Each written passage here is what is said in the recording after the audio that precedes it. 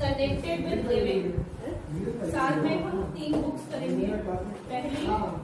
पहला लॉट आपने अभी लेना है।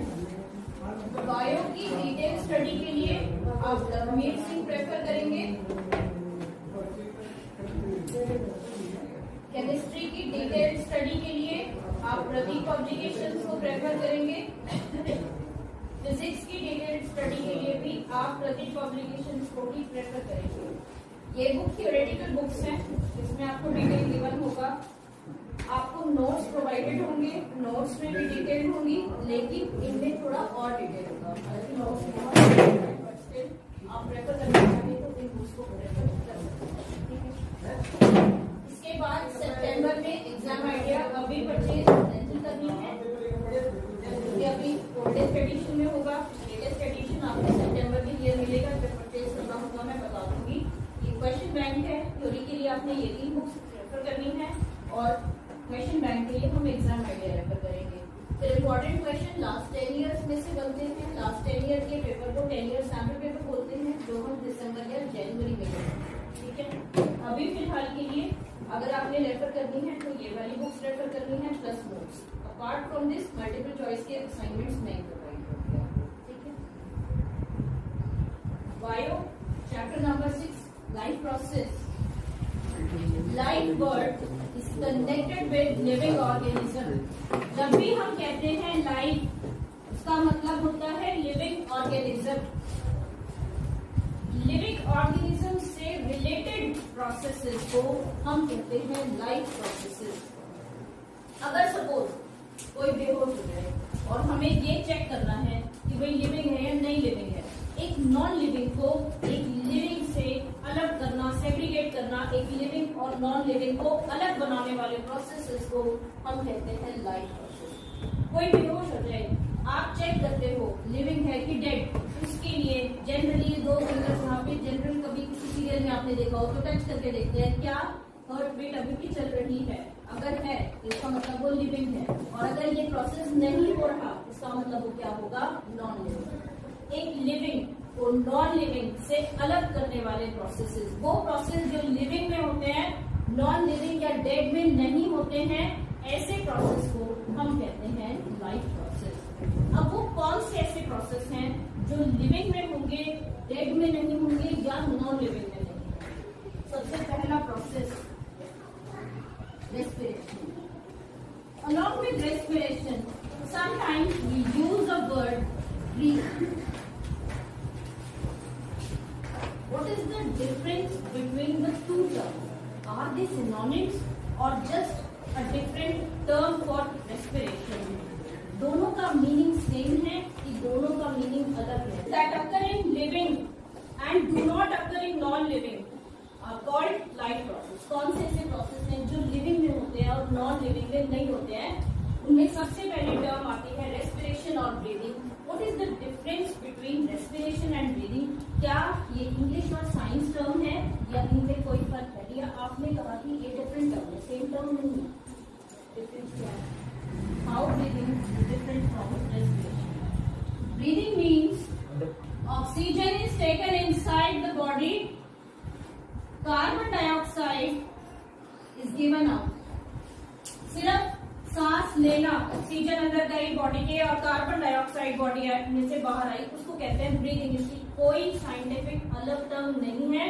ब्रीदिंग इंग्लिश टर्म भी है, साइंटिफिक टर्म भी है। इसके साथ एक टर्म बनती है रेस्पिरेशन। ये जो ऑक्सीजन आपकी बॉडी में गई, ये ऑक्सीजन बॉडी में जाने के बाद प्रोसेस करती है, कुछ काम करती है और कार्बन डाइऑक्साइड में बदलती है। ऑक्सीजन का कार्बन डाइऑक्साइड में बदलना, उसको कहा जाता है रेस्पिरेशन। ऑक्सीजन से कार्बन डाइऑक्साइड बनने तक के सफर को हम क्या कहेंगे? रेस्पिरेशन। ऑक्सीजन लेना, कार्बन डाइऑक्साइड देना। क्या हुआ ऑक्सीजन में, कैसे बनी कार्बन डाइऑक्साइड, कोई फर्क नहीं पड़ता, उसको कहा जाता है ब्रीदिंग। ब्रीदिंग जहां खत्म, रेस्पिरेशन शुरू। ऑक्सीजन गई, ब्रीदिंग। रेस्पिरेशन हुई, कार्बन डाइऑक्साइड बनी, कार्बन डाइऑक्साइड बाहर, again breathing. Breathing followed by respiration, respiration followed by breathing. These are the 2 different term. अगर कोई भी चीज लिविंग है तो उसकी बॉडी में रेस्पिरेशन डेफिनेटली हो। ठीक है, सांस को चेक ही सांस करते हैं। अगर हमें ये चेक करना हो लिविंग है कि नहीं है, तो हम क्या चेक करते हैं, सांस ले रहा है या नहीं ले रहा। Process number 2, nutrition.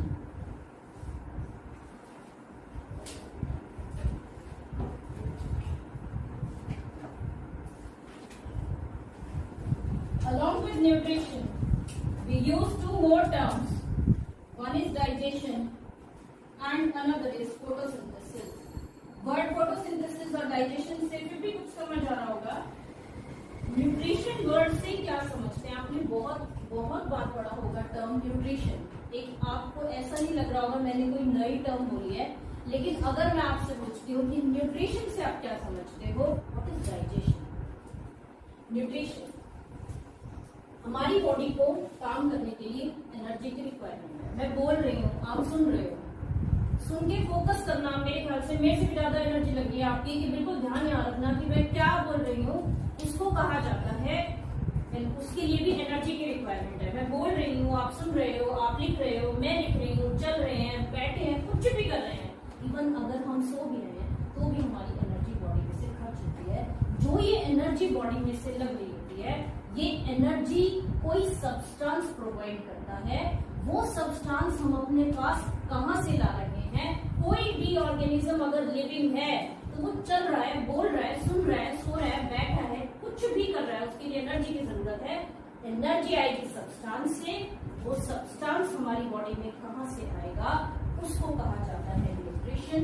आप किस तरह से वो सब्सटेंस ले रहे हो जो आपको क्या प्रोवाइड कर रहा है, एनर्जी।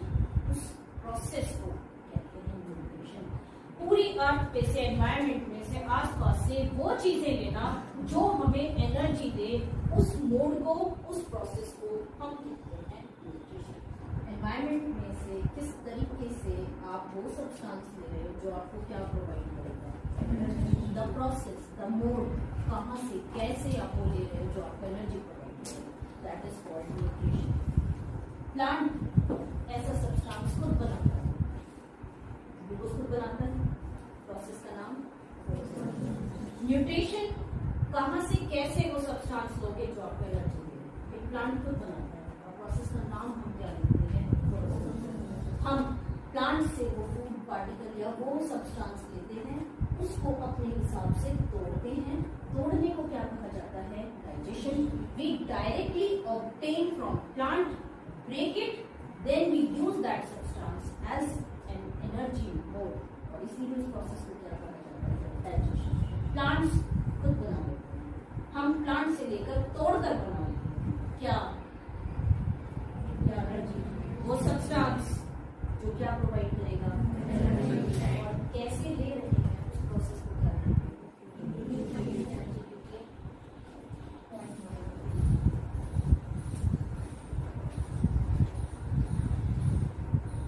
nutrition.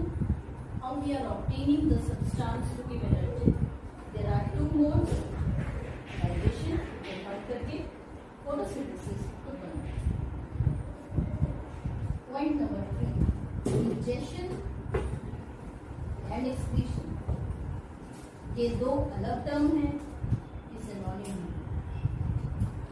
अच्छा, मान लो आप कोई ड्रेस लेकर आए, आपको पसंद नहीं आई, वो रखी रही, वापस भी नहीं की, चेंज भी नहीं की, रखी है, ठीक। 2 महीने, 3 महीने, 4 महीने, एक टाइम आता है उसको यूज भी नहीं करते और लगता है चल नहीं, तो वो भी वेस्ट ही हुआ। आप लाए विदाउट यूजेज, आपने उसको फेंक दिया। इस प्रोसेस में आपने वेस्ट सब्सटेंस को किसी भी तरीके से यूज नहीं किया।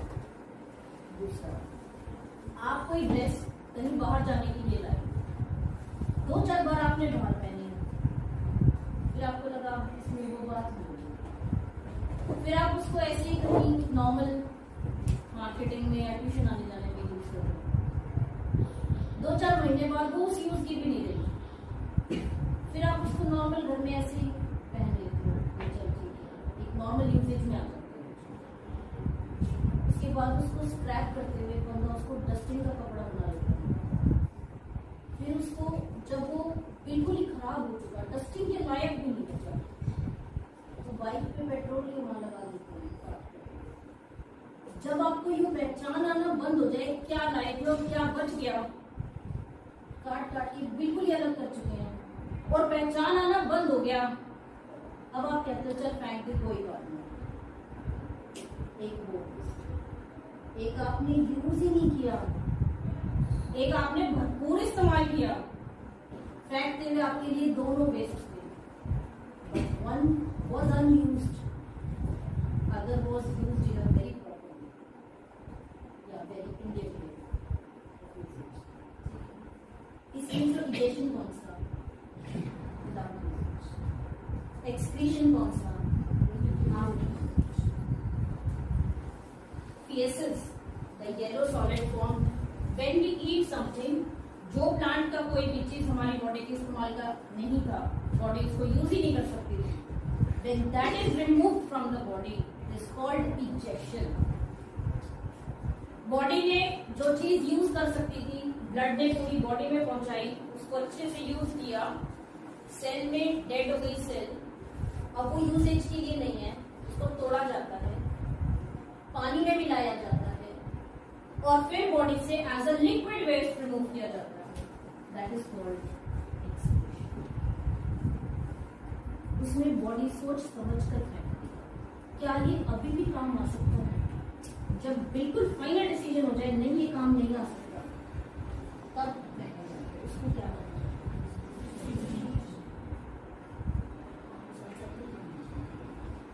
पॉइंट नंबर 4,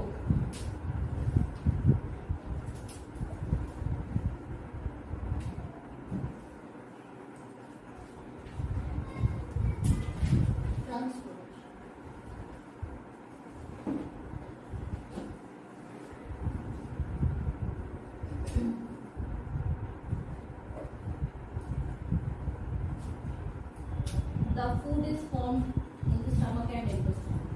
Nutrition, वो substances को इकट्ठा करने का काम आपकी इंटेस्टाइन और स्टमक करता है.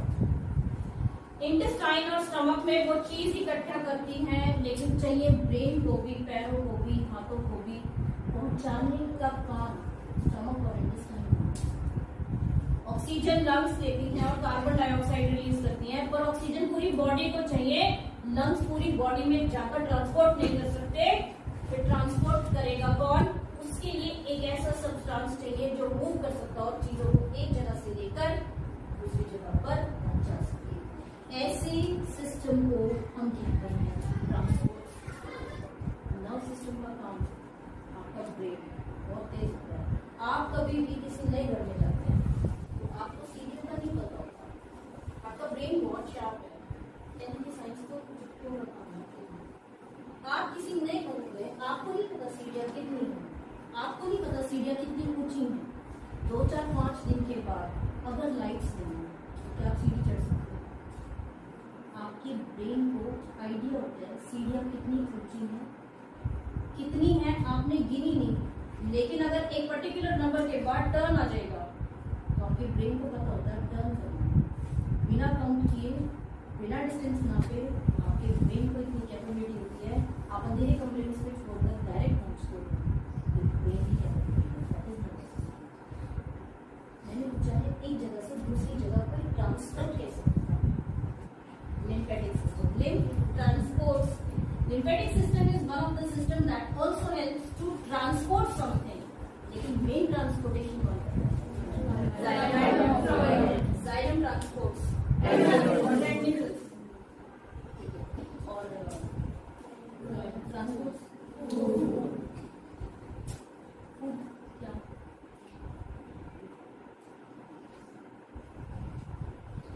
Transportation in animals and plants. Point number 5,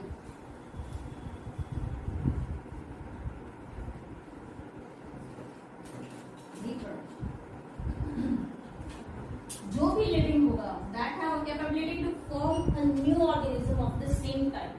fish से फिश बन सकती है, एक प्लांट सीड बनाता है, इससे और प्लांट्स बन सकते हैं. जो भी लिविंग होगा it has a capability to multiply. Bio की ब्यूटी की इसी में है, मल्टीप्लाई कह दो या डिवाइडिंग. जो बच्चा मैथ्स में भी होता है तभी बाय वो स्ट्रॉन्ग होता है। मल्टीप्लाई भी वही, मतलब एक प्लांट से दो बन गए, और डिवाइड भी वही, मतलब एक प्लांट से दो बन गए। They are used as a synonym by science. अब reproduction is the term used for formation of new organism. ये 5 प्रोसेस ऐसे हैं जो लिविंग में होते हैं, नॉन लिविंग में नहीं होते, डेड में नहीं होते। ये 5 प्रोसेस एक लिविंग को नॉन लिविंग से separate. So the processes that occur in a living organism and do not occur in non-living या dead are called life processes। मुझे एग्जाम्पल देने की जरूरत नहीं है, मैं 5 के 5 प्रोसेस देखूंगी। अब 5 प्रोसेस में हम लिखेंगे रेस्पिरेशन, ब्रीदिंग क्यों। हवा तो एक नॉर्मल रूम में भी आपको चल रही रहती है, प्रोसेस कौन सा होगा, रिएक्शन कहाँ पर हुई, respiration. Oxygen is converted into carbon dioxide by respiration. Respiration और ब्रीदिंग में से हम कौन सी टर्म को यूज करना प्रेफर करेंगे, न्यूट्रिशन, डाइजेशन एंड फोटोसिंथेसिस में से कौन सी टर्म को यूज करना प्रेफर करें, nutrition. digestion and excretion, both the terms are used. Transportation is used and reproduction. Now write down the defined processes that occur in a living organism to make its life possible.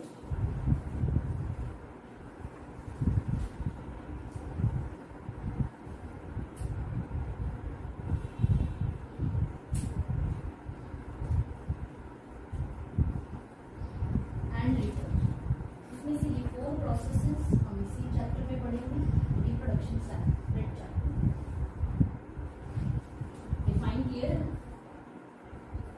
Now we start with one of the process among the 4 that is nutrition. इस तरह से आप environment से वो substance इकट्ठा करके ला रहे हो जो आपको क्या प्रोवाइड करेगा, एनर्जी। अच्छा, एनर्जी आपका खाना किस में इस्तेमाल हुआ, या तो बॉडी की ग्रोथ में, ठीक है, या फिर activity.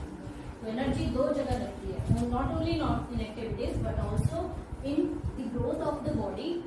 The nutrition is the process by which you obtain. अच्छा, अब उस सब्सटेंस को भी नाम देंगे जो हमें एनर्जी दे रहा है, उसको साइंस में वायु भी कहा जाता है।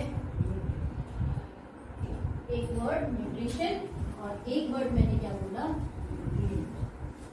न्यूट्रिएंट वही है जो इकट्ठा कर रहे हैं, जो क्या प्रोवाइड करेगा, एनर्जी। किस लिए चाहिए energy, growth and activities of the body. तो nutrition is the process by which we collect those substances. Substances ना बोलकर आप क्या बोलेंगे, वो nutrient that will provide energy for activities and growth. Define it exactly.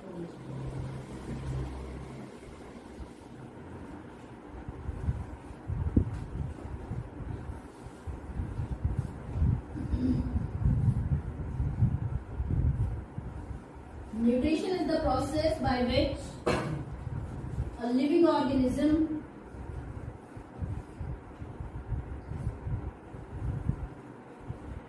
obtains substance की को वो ज्यादा अच्छा लग रहा है कि न्यूट्रिएंट भी,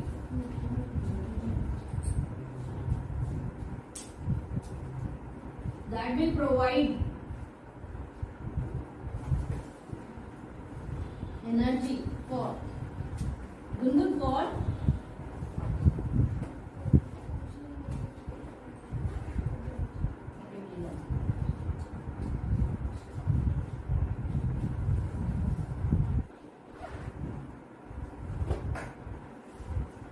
before we proceed further, 2 terms आप यूज करेंगे। टर्म्स को अक्सर ही नहीं आएंगी, एक ऑर्गेनिक और एक इनऑर्गेनिक, शायद पहले भी पढ़ा होगा। आप लास्ट ईयर में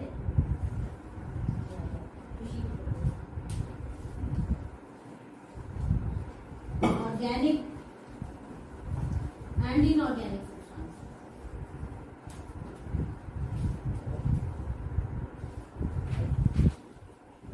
वर्ड पढ़े पहले, कभी पढ़े होंगे, डाइजेशन और फोटोसिंथेसिस वर्ड पढ़ते हुए ये वर्ड ऐसे पढ़ते हैं।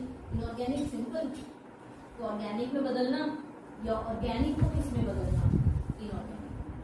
क्या फर्क होता है दोनों में, ऑर्गेनिक इनऑर्गेनिक और ऑर्गेनिक?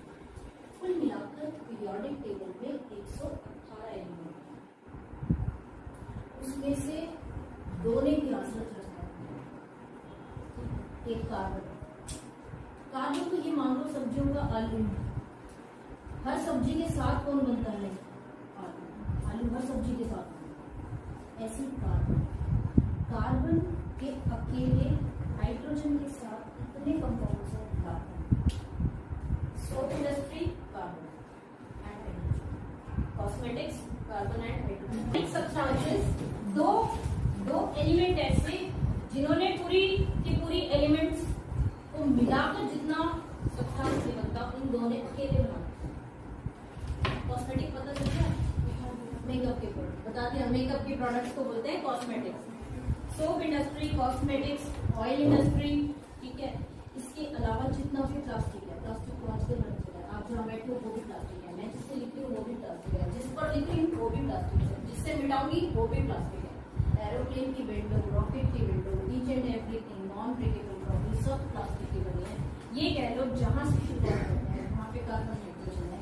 116 एलिमेंट के 2000 प्रोडक्ट, 2 एलिमेंट के लाखों प्रोडक्ट, 2 एलिमेंट के 10 चैप्टर, 116 एलिमेंट, और इन दो को भी पढ़ा जाता है उसमें, 118 एलिमेंट के 2 चैप्टर। कार्बन और हाइड्रोजन से बनने वाले सब्सटेंसेस को कहा जाता है ऑर्गेनिक। जिस केमिकल में, जिस मॉलिक्यूल में कार्बन और हाइड्रोजन एटम इकट्ठे मिल जाए उसको कहते हैं ऑर्गेनिक। और जिसमें कार्बन हो, हाइड्रोजन ना हो, हाइड्रोजन हो, कार्बन ना हो, या कुछ और, उनको क्या कहेंगे, H2O, क्या वाटर। एचटी ऑर्गेनिक या इनऑर्गेनिक, एचटी कौन, एचटी ऑर्गेनिक या इनऑर्गेनिक, ऑर्गेनिक या इनऑर्गेनिक। मैंने क्या बोला ऑर्गेनिक की, कार्बन डाइऑक्साइड,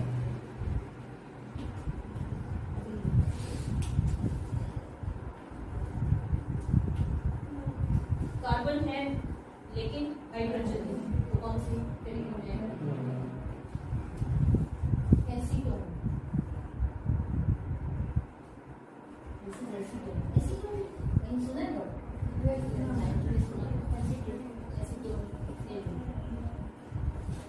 ये ऑर्गेनिक नहीं ऑर्गेनिक। अगर देखो तो आपकी कुछ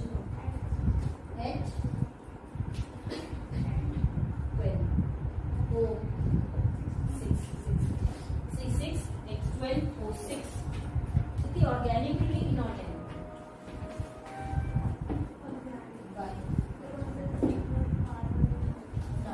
जब आपको लगेगा साइंस सही से समझ आ गई, उसी टाइम एक्सेप्शन देते हैं, मतलब कोई ऐसी चीज जो आपकी डिफाइन के अकॉर्डिंग नहीं।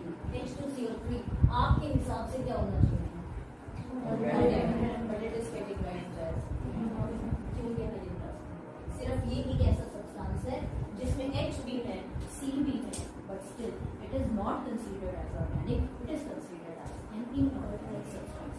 आगे हम जब टर्म्स यूज करेंगे तो उसमें वर्ड यूज करेंगे ऑर्गेनिक और inorganic.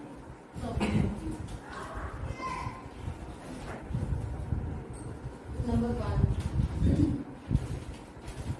Carbohydrate.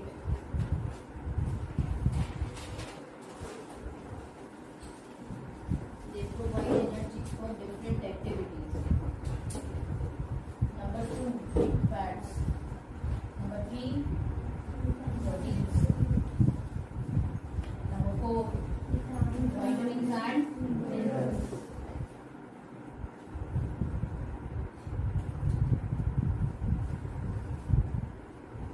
Number 5, water. These are the 5 nutrients that are required or used by an organism. Carbohydrate is a nutrient that provides energy for different activities. That provides energy. Fats are also the substance that provides energy for different activities.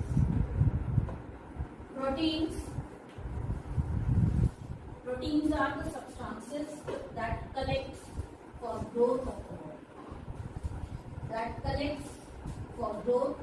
of the body. Vitamins, proteins हमें कभी भी energy provide नहीं करते। जब कोई hunger strike पे जाता है ना, तो टीवी पे दिखाते हैं ये हंगर स्ट्राइक पे, वो हंगर स्ट्राइक पे। आज से 4-5 साल पहले जब बीजेपी नहीं हुआ करती थी, तो लोग हंगर स्ट्राइक पे बैठते थे कि जब तक गवर्नमेंट हमारी बातें नहीं मानेगी तब तक हम हंगर स्ट्राइक करेंगे। उनकी डेली ब्लड टेस्ट या यूरिन टेस्ट करते, उनको कैसे पता चलता था? अब देखने वाला न्यूज तो ये कह देगा भाई ये तो फ्रॉड है, आगे तो हंगर स्ट्राइक पे है और आराम से ये पीछे नाश्ता वगैरह करके आते हैं अपने घर से। डॉक्टर्स को कैसे पता चलता है कि ये हंगर स्ट्राइक पर है और कब उसकी हंगर स्ट्राइक रिस्की हो जाएगी, वो कैसे पता चलता है? सबसे पहले हमारी बॉडी के कार्बोहाइड्रेट्स एनर्जी देते हैं। आप जो भी काम कर रहे हो उस काम करने के लिए एनर्जी कौन प्रोवाइड करता है? कार्बोहाइड्रेट। इसका बेस कार्बन डाइऑक्साइड होता है जो सांस के जरिए पाया जाता है। फैट्स, जब भी हम एक्स्ट्रा वर्कआउट करते हैं तो इसीलिए करते हैं, मैं जो भी करते हैं कि जो एक्स्ट्रा वर्कआउट करते हैं उनका पर्पस ये होता है कार्बोहाइड्रेट के खत्म होने के बाद body starts to use fats to provide energy. Fats energy देना शुरू करेंगे। ब्लड टेस्ट में पता चल जाता है कि फैट्स के टूटे हुए सब्सटेंसेस जब नजर आ जाते हैं टेस्ट में, इसका मतलब अभी कौन ब्रेक कर रहा है? फैट्स। तो क्या खत्म हो गया होगा? कार्बोहाइड्रेट खत्म हो चुका है। फिर 2-3 दिन बाद फिर टेस्ट करते हैं। अगर हर तरफ से एनर्जी बॉडी की खत्म हो जाती है, प्रोटीन का काम नहीं है एनर्जी देना, प्रोटीन का काम है सेल को बनाना, उसके वेरियस पार्ट्स बनाना, ग्रोथ में हेल्प करना। अगर प्रोटीन ब्रेक कर रहा है, ब्लड में प्रोटीन के टूटे हुए हिस्से आने लग जाए तो उनको आइडिया हो जाता है कि लास्ट है, अब इसके बाद टूटने के लिए और कुछ भी नहीं बचा, क्योंकि विटामिन मिनरल तो बहुत जरा से होते हैं। जो लास्ट बचा है अगर वो टूट रहा है, अब इसके बाद हंगर स्ट्राइक रिस्की होगी कि चलेगी? बॉडी में अब और substance proteins provide energy but at the last, जब कुछ भी नहीं बचता तब सेल टूटता है। वो लाइसोसोम का फंक्शन नहीं पढ़ा था आपने कि जब बॉडी हंगर स्टेज में पहुंच जाती है तो कौन ब्रेक करता है? उसमें से प्रोटीन्स निकलते हैं जो पूरी सेल को खा जाते हैं। वो प्रोटीन के हिस्से निकलते हैं, वो प्रोटीन के हिस्से ब्लड में आते हैं। ब्लड टेस्ट में पता चल जाता है भाई प्रोटीन टूटना शुरू हो गया, कार्बोहाइड्रेट खत्म, फैट्स खत्म, अब ये बंदा कुछ नहीं। फिर उसके बाद गवर्नमेंट अलर्ट होता है, डेमोक्रेटिक कंट्री है ना। Now vitamins and minerals, chemistry कहती है ऑर्गेनिक और इनऑर्गेनिक, बायो कहती है vitamin and mineral. Vitamins are the substances that contain carbon and hydrogen. Organic substances को क्या कहा जाता है? Vitamins. Inorganic, मतलब the substances made up of elements other than carbon and hydrogen are called. ये कुछ नहीं करते, ये बॉडी में हेल्पर का काम। आयरन चाहिए होता है बॉडी में। आयरन एफिशिएंसी वर्ड तो सुना होगा।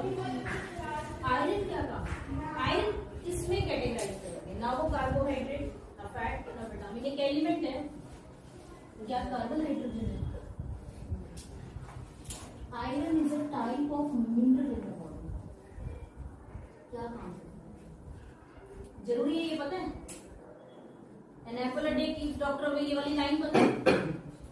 वो एप्पल हमें क्या देता है? आयरन। ठीक है, आयरन काम क्या है? आरबीसी का काम पता है? कहाँ प्रेजेंट होती है?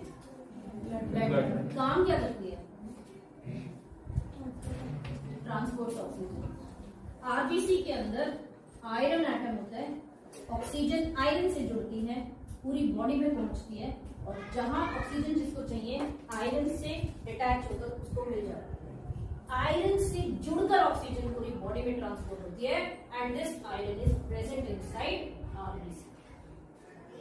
इसने क्या करा? कोई एनर्जी तो नहीं दी, कोई कलेक्ट होगी बॉडी ग्रोथ में भी हेल्पिंग कर रहा है। It is helping in transport of oxygen. Vitamin और मिनरल बहुत जरा से चाहिए, ये हेल्प करते हैं।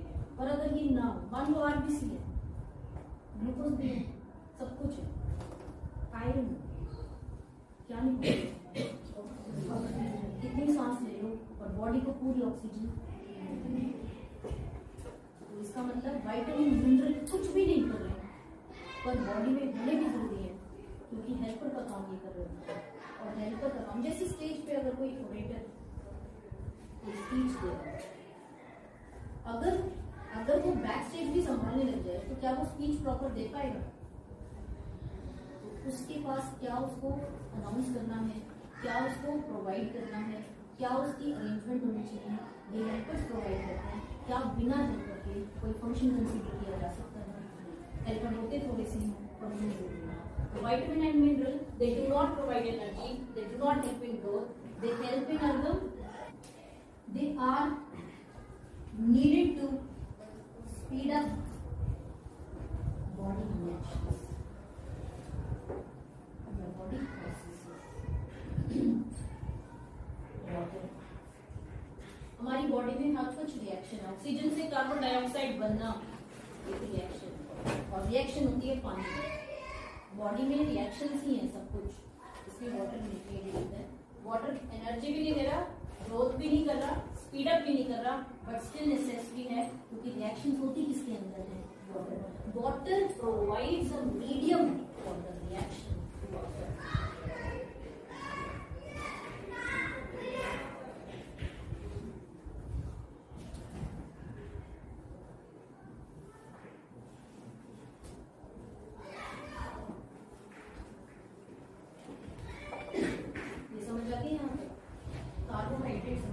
अब ये थोड़ा सा कॉम्प्लिकेटेड है, ये कल रिपीट भी करूंगी और सुनूंगी भी, इसको समझना बहुत जरूरी है, नहीं तो टर्म्स में उलझ जाएगी। जो बोल रही हूँ वो लिख भी नहीं पाएगा। आज समझिए फोटोसिंथेसिस, न्यूट्रिशन और कार्बोहाइड्रेट्स की अलग अलग। प्लांट क्या बनाते हैं? ग्लूकोज। लेकिन प्लांट से ग्लूकोज नहीं मिलता क्या? Starch. Why there is a need to convert glucose into starch?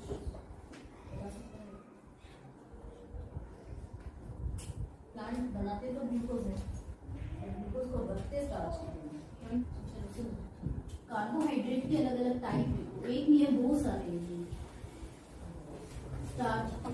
Starch, sucrose, maltose, glucose, fructose and glycogen.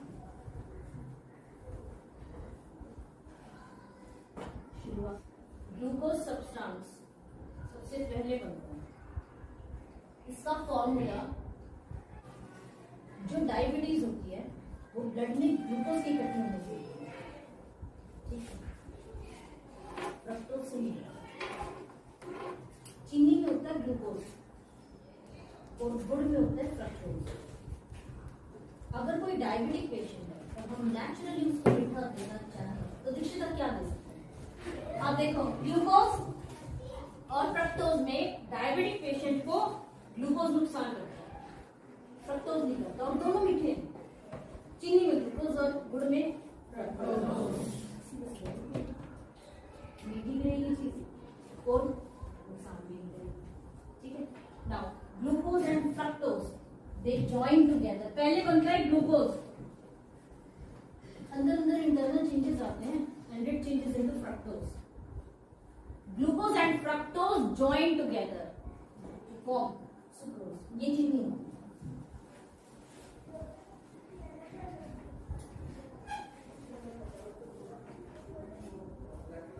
this is the science word, इसका इंग्लिश वर्ड शुगर, चीनी। चीनी के हर मॉलिक्यूल में दो कार्बोहाइड्रेट, एक ग्लूकोज और एक फ्रक्टोज को जोड़कर बनाते हैं। अगर दो ग्लूकोज जुड़ जाए तो ये बनती है माल्टोज।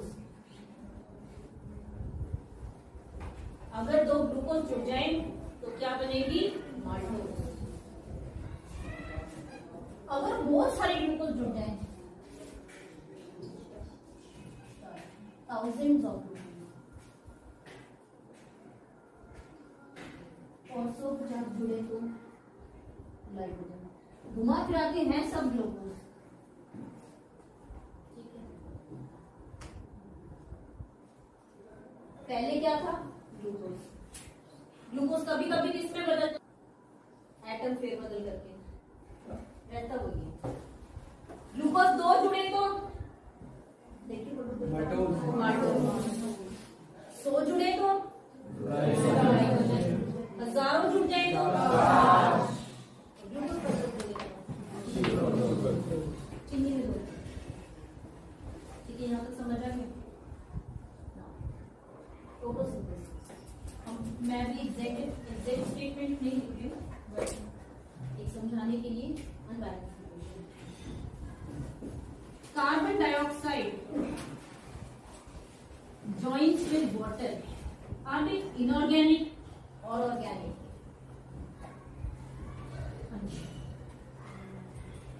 कार्बन है तो हाइड्रोजन है, हाइड्रोजन है तो कार्बन है। हम ये कहते हैं the inorganic substances are joining together. मतलब समझ आ गया? Carbon dioxide and water they join together to form glucose।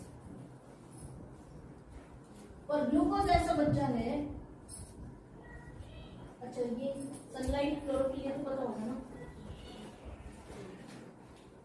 Glucose बना और इसकी पानी से पक्की दोस्ती है, पानी के साथ घूम रहा है और पानी देख, ठीक है। पानी रूट से ऊपर जाता है और पानी में कौन रहेगा? एक जगह टिके रहेगा। बार बार जहां पानी वही क्या चला जाएगा? ग्लूकोज। ग्लूकोज को स्टोर नहीं किया because it is easily soluble in water and along with water it keeps on moving plants. और देखा जाए तो प्लांट का सारा पानी को जाके इकट्ठा हो जाता है स्टोमेटा से, तो सारी ग्लूकोज बनते रहेगी। रूट्स और स्टेम के पास तो ग्लूकोज ही शॉर्ट हो जाएगी। As glucose is soluble in water, this makes it unable for a plant to store the glucose। रुकेगी नहीं कभी। 80% सेल में पानी है, कभी बाहर जा रहा है, कभी कहीं जा रहा है, कभी कहीं जा रहा है, और साथ साथ क्या घूमती रहेगी? तो प्लांट इस ग्लूकोज को जोड़ने लगता है। ग्लूकोज और ग्लूकोज पहले तो 2 ही जुड़ेंगे, 10 जुड़ेंगे, फिर 20 जुड़ेंगे, हजारों जुड़ेंगे। तो जब ये ज्वाइन होना स्टार्ट करता है तो क्या बनता है? और ज्वाइन होता जाए तो क्या बन जाएगा लास्ट में? These are the various forms of glucose. How many glucose are joined? Give them a separate. Maltose भी ग्लूकोज है, ग्लाइकोजन भी ग्लूकोज है, स्टार्च भी ग्लूकोज है, ग्लूकोज है। ये वाली लाइन समझ आ गई? तो प्लांट ग्लूकोज को स्टार्च में नहीं बदलेगा तो स्टोर नहीं कर पाएगा। वो स्टोर नहीं होगा तो फिर काम कैसे चलेगा उसका? पोटैटो में ग्लूकोज मिलेगा ही नहीं। पोटैटो में पानी आया, ग्लूकोज पानी के साथ पोटैटो से कहाँ चला जाएगा? ऊपर चला जाता रहेगा, चलेगा ही नहीं। तो ग्लूकोज को तुरंत बदलते ही मिलते ही किसमें बदल देती है सेल? स्टार्च। लेकिन न्यूट्रिएंट क्या है? ग्लूकोज। चाहिए क्या? तो प्लांट पहले ग्लूकोज बनाता है अपने फ्यूचर सेफ्टी के लिए, उसको किस में बदल के रखता है? जब जरूरत पड़े तो फिर किस में बदलेगा? उसको दिक्कत है, ग्लूकोज से पहले स्टार्च बनाएगा, फिर जरूरत पड़ने पर फिर ग्लूकोज बनाएगा, पर क्या करे? ग्लूकोज का मॉडर्न बिहेवियर स्टोर करने नहीं देगा। बात समझ आ गई? हमें भी क्या चाहिए? ग्लूकोज या स्टार्च? ग्लूकोज। पर हर्षिता हम अगर प्लांट कंज्यूम करेंगे तो हमें क्या स्टार्च, और हमें क्या चाहिए? तो खाते तो हम स्टार्च है, खाया तो potato, but the body do not need, we need glucose. फिर हम starch, we have obtained starch from plant, glucose चाहिए, तो हम क्या करेंगे, उसको स्टार्च को वापस ग्लूकोज देंगे। फिर हमें भी यही दिक्कत आएगी। प्लांट में फोटोसिंथेसिस खुद बनाया ग्लूकोज, न्यूट्रिशन बोला था ना मैंने, कैसे मिल रही है वो चीज जो क्या प्रोवाइड करेगी, एनर्जी। ठीक है, हमें क्या मिला, starch. Then to obtain glucose need to break starch, और ब्रेक करने को हम क्या करेंगे, बात समझ आ गई। What is digestion, what is photosynthesis and what is digestion. The ultimate goal is to obtain glucose. Plant खुद बना रहे, हमें प्लांट स्टार्च दे रहा है, क्यों दे रहा है पता चल गया, और स्टार्च को फिर ब्रेक करके हम किस में बदल के लाएंगे, ग्लूकोज। अब मैं बात करती हूँ इनकी डिफाइन की ऑर्गेनिक इनऑर्गेनिक के फॉर्म में। अच्छा, मैं फोटोसिंथेसिस को डिफाइन करूँ तो क्या मैं ये लिख सकती हूँ, भाई इनऑर्गेनिक सब्सटेंसेस को हम किस में बदल रहे हैं, ऑर्गेनिक। पता चलिए क्यों लिखते हैं, ठीक है। क्या डाइजेशन भी इनऑर्गेनिक ऑर्गेनिक का ये चेंज लाता है, digestion convert starch, starch organic या इनऑर्गेनिक, ग्लूकोज ये सारा, ग्लूकोज में क्या है, कार्बन हाइड्रोजन ऑक्सीजन भी है, पर कार्बन हाइड्रोजन ऑर्गेनिक से क्या ही बना, ऑर्गेनिक, पर कॉम्प्लेक्स ऑर्गेनिक से सिंपल। अलग ही अब कैसे लिखते हैं ऑर्गेनिक इनऑर्गेनिक, क्लियर है। ऑर्गेनिक इनऑर्गेनिक सब्सटेंस को देख कर लिखा जाता है कि कौन सा सब्सटेंस है, क्या इसमें कार्बन हाइड्रोजन है, नहीं। बात समझ आ गई। हमारी बॉडी स्टार्च को ग्लूकोज में बदलती जरूर, और फिर मैंने भी कहा ये दिक्कत जो प्लांट को थी हमें भी, पानी जहां जाएगा ग्लूकोज भी वहीं चला जाएगा। पानी या ब्लड का फ्लो ब्रेन की तरफ ज्यादा है, पेपर लिख रहे हो, सारा ब्लड ब्रेन की तरफ जा रहा है, ग्लूकोज भी कहां मिलेगा, आप साइक्लिंग कर रहे हो तो ब्लड सारा कहां जा रहा है, तो ग्लूकोज भी कहां मिलेगा, लिख रहे हो ग्लूकोज कहां मिलेगा, फिर हर सेल को स्टोर नहीं कर पाएगा। अब हम भी स्टोर करने के लिए क्या करें, जोड़ देते हैं, जोड़ेंगे तो पानी में मिलना बंद हो जाएगा, तो हम इतने नहीं जोड़ पाते क्योंकि हमारे पास लिमिटेड, तो हम 100 ही जोड़ रहे हैं। हमारे लोग क्या बनते हैं,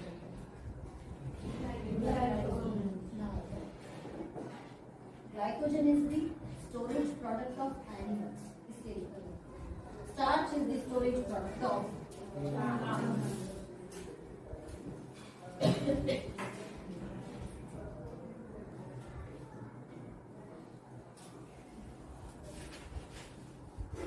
storage of animals. Glucose is stored in the form of glycogen in animals. Glucose is stored in the form of starch in plant. ऐसे पूछ लेते हैं what is the reserve food material? Reserve का मतलब क्या है? Stored food material in plants. Starch. Stored food material in animals. Glycogen. एक थोड़ा सा और बढ़ा दूं. अगर ग्लूकोज सीधी जुड़े तो स्टार्च, और जल्दी जल्दी में उल्टी जुड़ गई,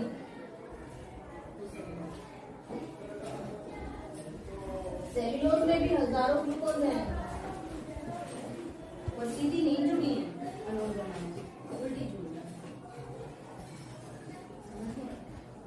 गेहूं स्टार्च, गेहूं का बाकी बचा प्रोडक्ट सेल्यूलोज, हम स्टार्च को तोड़ सकते हैं, सेल्यूलोज को ब्रेक, काउ सेल्यूलोज तोड़ सकते हैं, स्टार्च ब्रेक कर को, तो जहां स्टार्च है गेहूं वो हम खा लेते हैं, और जहां सेल्यूलोज है